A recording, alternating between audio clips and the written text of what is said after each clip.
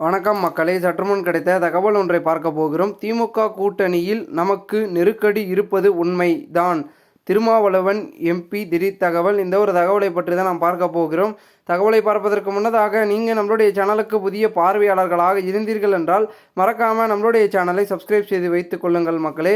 தற்பொழுது திருச்சியில் நடைபெற்ற விசிக பொதுக்குழு கூட்டத்திற்கு பிறகு அக்கட்சியின் தலைவர் திருமாவளவன் அதிமுக முன்னாள் அமைச்சர் வைகை செல்வனை சந்தித்து பேசியிருந்தார். திமுக கூட்டணியில் விசிக அங்கம் வகித்து வரும் நிலையில் இந்த சந்திப்பு அரசியல் களத்தில் பேசும் பொருளாகவும் மாறியது. மேலும் இந்த சந்திப்பு குறித்து பேசிய வைகை செல்வன், ஆளுங்கட்சியாக இருக்கும் திமுக கூட்டணியில் ஓட்டை விழுந்து விட்டது என்பதனை தான் இப்பொழுதைக்கு என்னால் சொல்ல முடியும் என்றார்.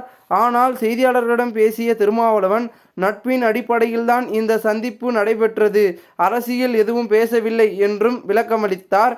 இந்த நிலையில் மதுரையில் நடைபெற்ற விசிக கூட்டத்தில் பேசிய திருமாவளவன், ஆளுங்கட்சியில் இருக்கும்போதே நமக்கு நெருக்கடி இருப்பது உண்மைதான்.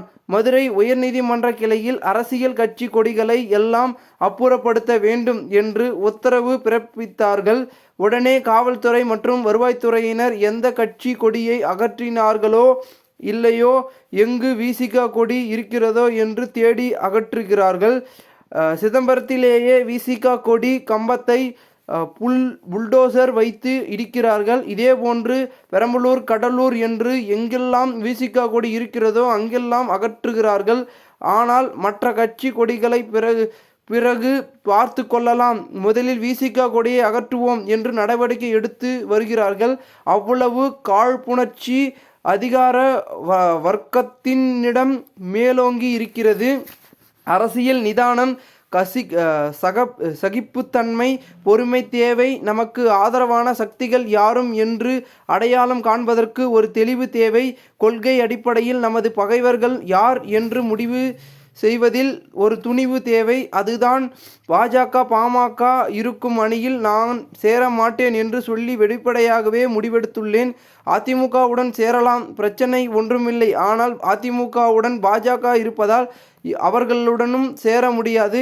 ஏன் இந்த முடிவை எடுத்தீர்கள்? இரண்டு பக்கத்தையும் திறந்து வைத்தால் தானே நான் கேட்பதை கொடுக்கவில்லை என்றால் அந்த பக்கம் போய்விடுவேன் என்று மிரட்ட முடியும். அப்படித்தானே அரசியல் செய்ய முடியும் என்று கேட்டார்கள். ஆனால் எங்களுக்கு அப்படிப்பட்ட அரசியல் தேவையில்லை. அதற்காக ஒன்று நாங்கள் கட்சி நடத்தவில்லை. எங்களுக்கு அம்பேத்கரின் அரசியலை மக்களிடம் கொண்டு சேர்க்க வேண்டும் என்றார் திருமாவளவன். இந்த ஒரு தகவல் அரசியல் வட்டாரங்கள் பேசும் பொருளாக மாறியிருக்கிறது.